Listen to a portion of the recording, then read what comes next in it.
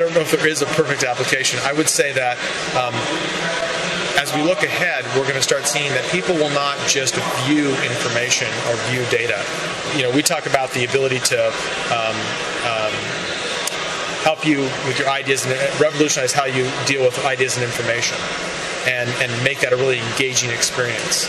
So we focus on the term engaging because as you start looking at content, when you went to the web at one point, you went to the web and you saw static, text, and then over time you started seeing images, and then you started seeing some motion happening. But the next phase is going to be, how do I start integrating what I've known at the web now, what I see in video, which is live motion everywhere. If you don't see motion graphics now on a website, it's really static looking. Now you want to interact with that information. So as I click a button, it doesn't just open up a window, it interacts, maybe it morphs the data, so that as I interact with it, the data changes based on what I say, what I do, what I'm requesting, or even the motions that I make. So we're starting to see richer and richer experiences where you start to interact with the data in front of you, not just view it and click and go to a next site and then the next site. Now it's going to be that you're going to morph and maybe 3/4 of the page changes, but the other quarter stays the same as I'm interacting with that content. And you're seeing more and more applications. Some of the richer websites that Nike and Jaguar and others are doing are actually showcasing how you can actually integrate these different mediums in one format.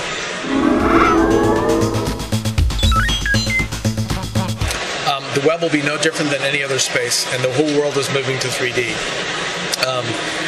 When we view a video, we're really looking at 3D images, right? And that's our real world. And so I think the web is going to be no different in that the web will move that direction as well. We're starting to see it right now. The format by which everything is being measured against is gaming industry. It's really driving now the new standard by which people are saying, I need that quality of graphics. And the funny part was, 5-7 years ago, you bought a PC with rich graphics and then you also did gaming on the side. That is totally reversed. Gaming now has become the de facto standard for by which we look at three-dimensional images. As far as quality graphics, the metric is the news, the evening news, with rich graphics, text, images, all flowing together. That's what you and I now have seen as the de facto. So when we create a presentation, we want our presentation to look as good as an evening newscast. And so anything short of that we see as inadequate. So everything is getting richer and more interactive. And I think on the 3D front, that will just be pushed just like it is in the real world, where we're starting to view our data in 3 dimensions. We're starting to see gaming industry is actually taking 3D, where now the graphics quality we have in a PC today is better than it was 3 to 5 years ago in the highest end workstations that did 3D CAD for high-end simulation. I think, again, it's just another form of what happens when you get a richer experience. So rather than looking at a picture of you on my chat session, what if that was a 3D avatar of you? Or better yet, what if it was an actual 3D rendering of you? I have an image of one of our employees, Russell Preston Brown, who's famous in the Photoshop space, who had his whole head 3D modeled. And he has it now as an image that we can bring in and rotate around. And again, I think that's a nascent technology today where it's just starting, but there'll be a time where you won't have to pick an avatar and to dream up an image of what you're going to do. You can take a picture of yourself and then wrap it into a 3D image, or you'll be able to go 3D model yourself with some inexpensive tools, and I can actually see you in real life of what your actual look and image is.